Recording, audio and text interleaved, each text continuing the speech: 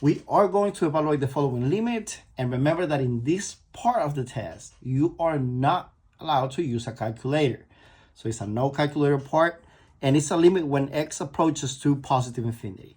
Remember that the rule that we learned in class says that you have to divide the numerator and the denominator by the highest power of x in the denominator, in this case, which is x squared.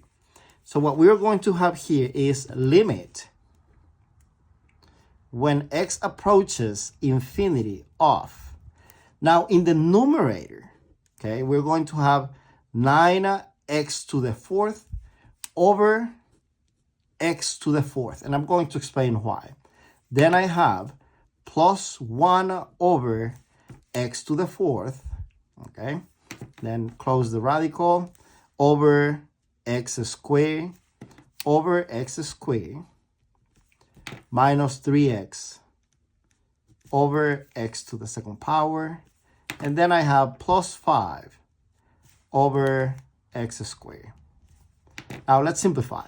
So I have limit when x approaches positive infinity of square root of this x squared goes away. So I have 9 plus 1 over 4 over 1. This is 1. These two goes away. So x squared over x squared is 1. Minus the x goes away. 3 over x. Plus 5 over x squared. Let's evaluate now. So remember that the rule says if you have a limit when x approaches infinity of 1 over x is equals to 0. So in this case, what we are going to have is square root of 9 plus 0, because this one is x, right?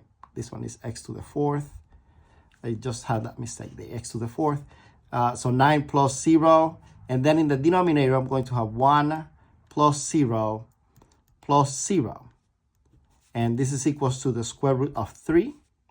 Square root of 9 over 1, which is 3 over 1, which is 3. So in this case, B is my actual answer. Now, what happens to the x to the fourth? Because the highest exponent in the denominator is x squared. Remember that when we simplify, x to the fourth is equals to x squared, okay? Because x to the fourth to the 1/2 is equals to x4 divided by 2, which is x squared. So when I choose, when I see the x squared, so if we introduce